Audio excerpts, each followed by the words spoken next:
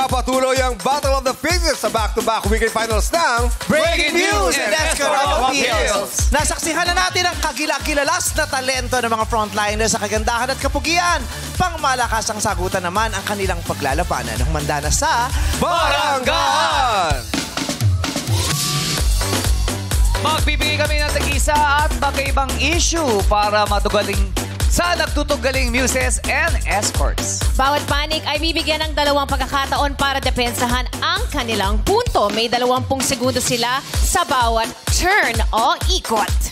Ang unang magkabaranggaan ay ang ating mga breaking news sina Chuchay at Kyla May. Yeah! Mag-ingay ang mga taga-barangay Pasong Putik at San Isidro Montalban! Hello, Kyla May. Kamusta? Okay lang po. Maayos and masaya po. Masaya. Nakaka-proud ang talento Ba't may mga niya. salompas? Ba't may mga salompas? Masakit yung katawan. Sa rehearsal kasi. yan. Oo. Super dance kasi naman siya. Okay. May buzzer dyan. Ikaw nang bahala kung anong gusto mong gamitin sa pagpindot ng buzzer. Ay, mas Paano? Yeah. Huwag baka masugatan ka. Kamusta ka naman, Chuchay? Ito po, sobrang saya. Nakita ko po kayo. At ang madlang people. Yung rehearsal nito, puro basa-basaan lang, no? galing mo kumanta. Basa-basaan lang. Thank you po. Pero maraming salamat kasi siya mismo ang nag-igib. Grabe. Ganun Talaga pala. ba? Bring your own Effort, ha? tubig. Chuchay. Oo, tapos ngayon, ang linis na ulit sa labas. Oo, inistro niya lang yun, ha? Okay, good luck sa inyong dalawa. Sasabihin ko ang issue at kailangang hintayin ang aking hudyat bago mag-buzzer para makapili ng panig at kung sino ang unang sasagot. Kung handa na, kamay sa nose bridge. Okay. Ito pala. Ayan. Ang ating issue ay, anong message ang mas nakakakilig? Ingat ka? Mali pa yung... Mali pa yung unang pinakita. Sana may cue tayo, di ba? Or, kain ka. Ayan, tama na. Grabe talaga kayo. Uulitin ko. Anong message ang mas nakakakilig? Yung ingat ka? O yung kain na? Perfect! Achieve! Parang go, go, go! Wala. Hindi umaandar ang ating mga buzzer. Sabay kasi kayo eh. Sabay kayo, hindi gumana. Sabay. Diba? Balik sa nose Sabay na sabay. bridge. Yes. Ma'am Annette, pegi pong donation. Ang saya.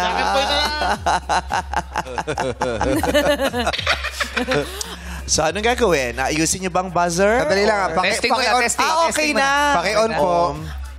Oh, yeah, isa pa. Yun. Kamay daw sa nose bridge. Nagsabay kasi. At ang gusto Sa ko, take 2 gumagana eh. si Fong ang nag-explain saan ang nose bridge. Saan ba yan? Yes, dito yan. Oh, meron ako niyan. Kala nyo, ha? Okay. Parang go, go, go! Anong pinipili mong panig? Ingat ka. Okay. Para kay Kyla May, ipaglalaban niya na mas nakakakilig ang message na ingat ka. So, sa'yo na mapupunta ang kain ka, Chuchay. Sino ang gusto mong unang magsalita? Siya na po. Si Chuchay ang unang magsasalita. Your time starts now! Mare, mas importante ang kain na. Alam mo bakit? Pag ingat ka, sasabihin mo, ingat ka, walang kain, gutom ka, Mare. Ano ka ba? Tsaka, huwag kang charot-charot. Kanina sinabi kita, di ba? Ano sabi ko sa'yo kanina? Kain ka na, di ba? Tuwang-tuwa ka, Mare. At eto pa, Mare. Lagi yung sinasabi ko sa asawa ko, Time's up!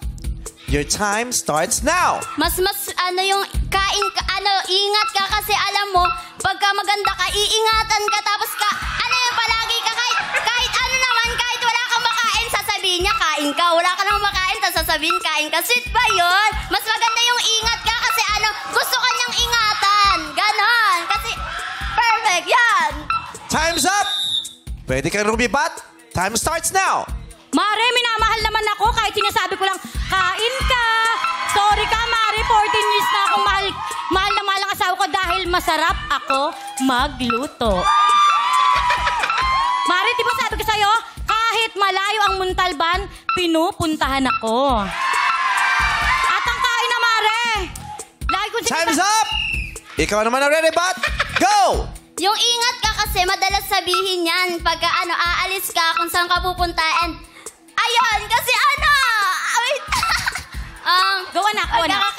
Ingat ka kasi pagka iniingatan ka, masaya ka and parang may care siya sa'yo and gusto niya talagang maging safe ka, ganun po. Mamahalin ka na boss.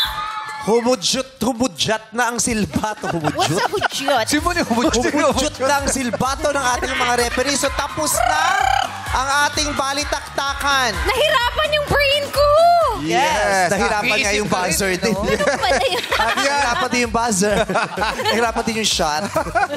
At yan ang barangay ng ating Breaking News Weekly Finalists. Salamat sa inyong dalawa at good luck. Alam naman natin ang pulso ng tao ba mula sa ating Muse Reporters, Jukes and Teddy.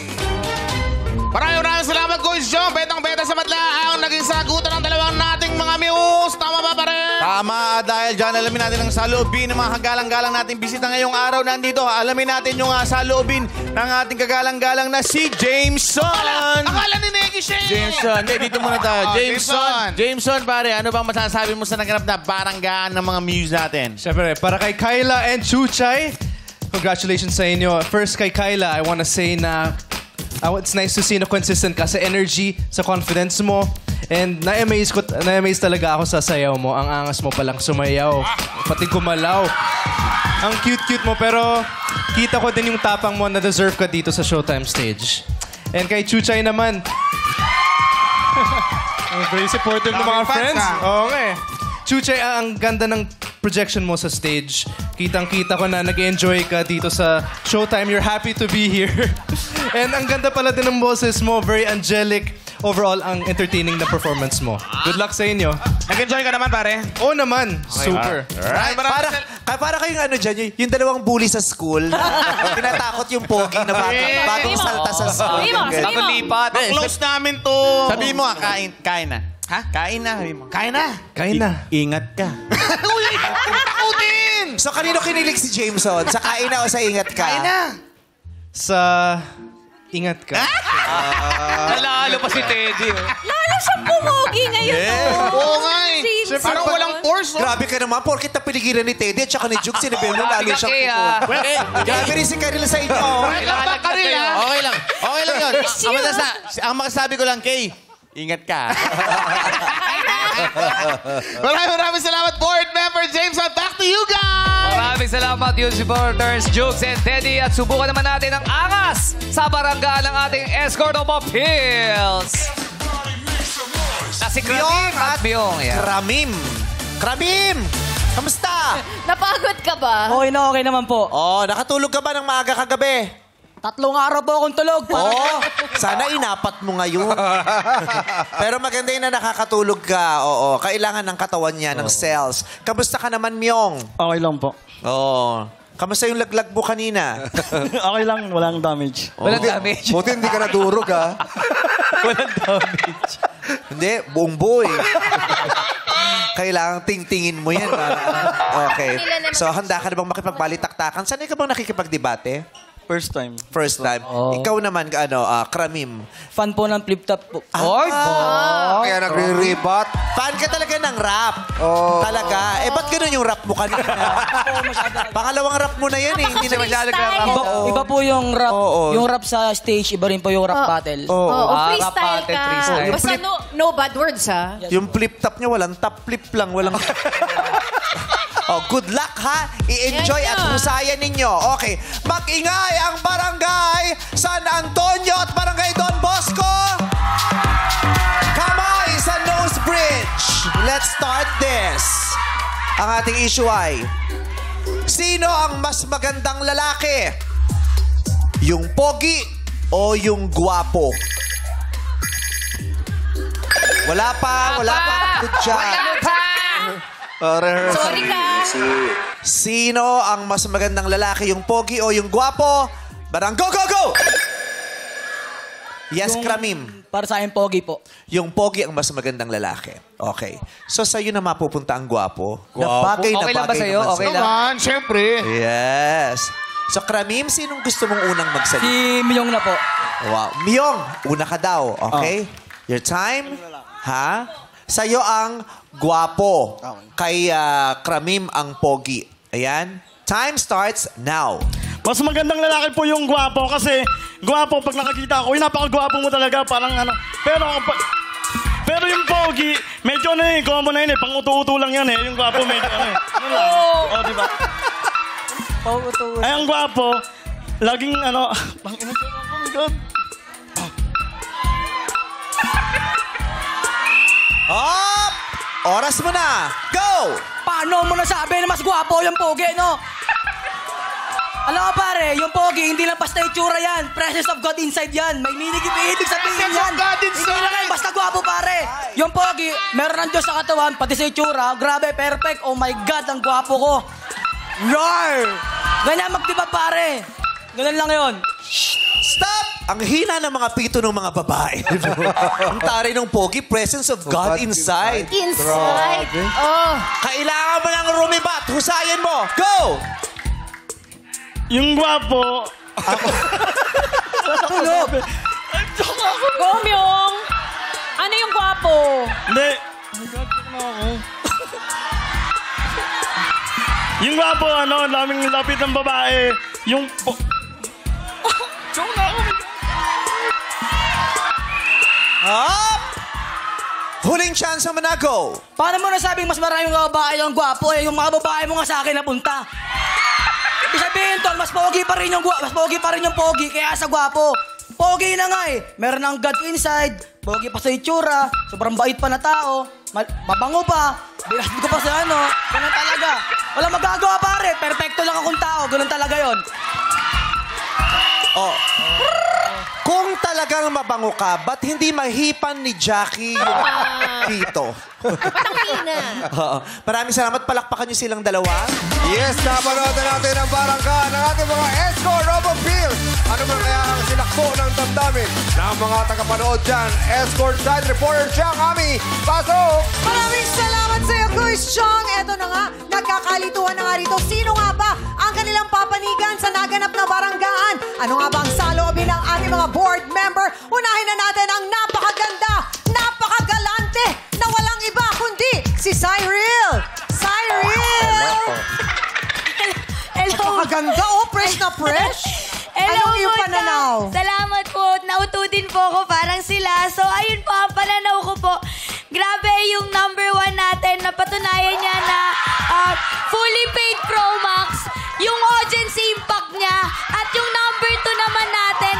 Yung #2 natin parang hindi natutulog yung vocal cords mo, no? Grabe. At saka yung sa debate mo ngayon, okay lang yan. Napatunayan mo na yung mga gwapo, hindi kailangan may pinapatunayan. Okay lang yan. Gwapo ka pa rin. Okay lang Iba? yan. So overall, sobrang nakakahanga yung confidence nyo. Keep it up. Magra-radiate din yan sa face. Maraming salamat. Thank you Napakagandang po si very much. Cyril. Eto naman, pakinggan natin kung anong kanyang salobin. Ang napakagalante, namimigay ng motorsiklo. Negi? Ay, eto na. What's up, madlang people? Alam mo, Kyla, hindi mo talaga kami talagang lagi mo kami pinapasaya paglabas mo pa lang. Talagang hindi talaga pwedeng mababa ang score ang ibigay ko sa'yo kasi napakahusay mo.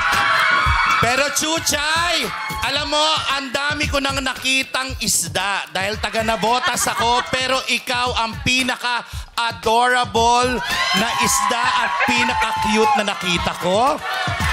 Good luck sa inyong dalawa, girls. At syempre, kay Kramim. Ayan, hello. Alam mo, ang angas mo nung nag-flip top ka na. Saka yung skin color mo, gustong-gusto ko yan. Lalaking-lalaki, machong-macho. At syempre, Myong, ikaw ang pinaka-angelic na natutulog. Wow! Napakagwapo mo, ang cute-cute mo. Kamukhang-kamukha mo si Petit nung 16 years old siya. Kaya good luck sa inyong lahat. I love you guys. Maraming salamat, board member Negi. Back to you guys. Maraming salamat din po. Our Breaking News Weekly Finals winner. I-anunsyo ko na, kailangan na natin palapiting muli si Kyla May at si Chuchay. Dito, ayan. Labas ka ng konti sa bilog. Our Breaking News Weekly Finals winner is...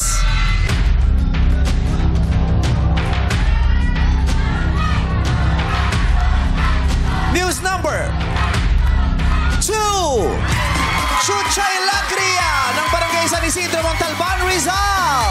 Congratulations! Mag-uwi ka ng Sash Trophy at 20,000 pesos at babalik ka sa final. Congratulations, Chuchay! Palapitin natin muli si Myong at si Kramim. Our Escort of Appeals Weekly Finals winner is... Escort number 1, Kramim Berakit ng Barangay Don Bosco, Parañaque City. Congratulations! Mag-uwi ka rin ng Shaz Trophy at 20,000 pesos at babalik ka sa finals.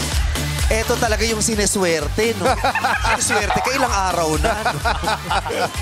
Mga ekstraordinaryong karakter na nababalot ng misteryo, unti-unti nating isisiwalat at bibigyang pagkilala. Dito lang yan sa... Breaking News and Escort of Appeals. Strong na tanghali. Nasa pagbalik ng our show.